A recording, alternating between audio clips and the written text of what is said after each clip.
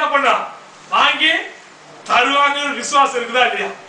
நம்பிக்கை இருக்குதா இல்லையா அப்ப நம்ம அப்பா கிட்ட நம்ம கேட்கும் போது அந்த விசுவாசத்தோட நம்ம போறோமான்னு ஆண்டவர் பார்ப்பார்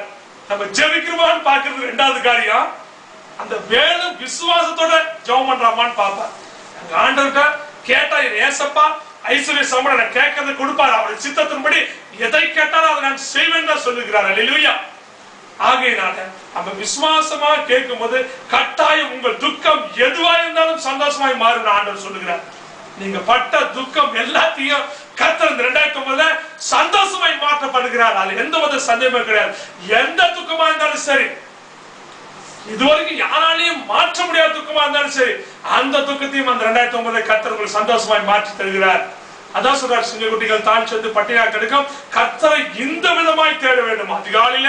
என்னை தேடுங்கள் கண்டறிகள் சொன்னாரு விசுவாசம் உள்ளவனா நாம் தேட வேண்டும் இரண்டாவது ஒரு உறுதியாய் தேட வேண்டும் நம்பிக்கையோடு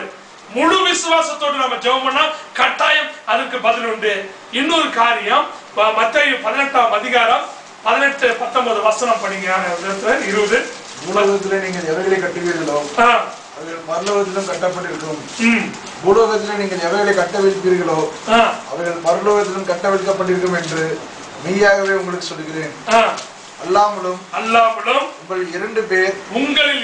பேர் தாங்கள் வேண்டிக் கொள்ள போகிற எந்த காரியத்தை குறித்தாகிலும் பூமியிலே ஒருமனப்பட்டிருந்தால் பரலோகத்தில் இருக்கிற என் பிதாவினால் அது அவர்களுக்கு உண்டாகும் என்று உங்களுக்கு சொல்கிறேன் இது எப்படி ஜெபம் பண்ணு சொல்றாங்கன்னா 2 பேர் சேர்ந்தாவே போதும் இந்த ஒரு மனதின் ஆவி வேணுங்கிறார் ஆண்டவர் நம்ம தனித்தனியா ஜெபம் பண்றது பேரு காரியம் ஒரு காரியத்துக்கு ஜெபம் பண்ணும்போது 2 பேர் சேர்ந்து நம்ம குடும்பமாய் ஜெபம் பண்ண வேண்டும் அதுதான் அந்த இடத்துல ஆண்டவர் சொல்றாரு 2 பேர் சேர்ந்து ஜெபம் பண்ணீங்கன்னா அது எந்த காரியமா இருந்தாலும் என்ன பண்றாரு ஆண்டவரே உண்டாகும் பரலோகத்தில் இருக்கிற பிதாவினால் அவர்களுக்கு உண்டாகும் என்று உங்களுக்கு சொல்கிறேன் பாருங்க எந்த காரியமா இருந்தாலும் சரி எதை குறித்து ஜெபம் பண்ணாலும் சரி நம்ம கிட்ட ஒரு மனதின் ஆவி இருக்கணும் ஒற்றுமையான ஜெபம் இருக்க வேண்டும் அதுதான் சொல்றாங்க நம்ம 2 பேர் சேர்ந்து கூடும் போதே ஆண்டவர் அவ்வளவு அற்புதம் செய்யலாம் நம்ம எத்தனை பேர் கிட்ட ஒரு 25 பேர் ஒன்னா கூடி ஒரே மனதோட ஜெபிக்கும் போது கட்டாயம் நம்ம பதில் ஜெபத்துக்கு என்ன உண்டு பதில் கர்த்தர் கட்டாயம் கொடுப்பாரு எந்த பிரச்சனையா இருந்தாலும் அதுல மாத்திரமல்ல பூலோகத்தில் நீங்கள் எவனை கட்ட அவிழ்ப்பீர்களோ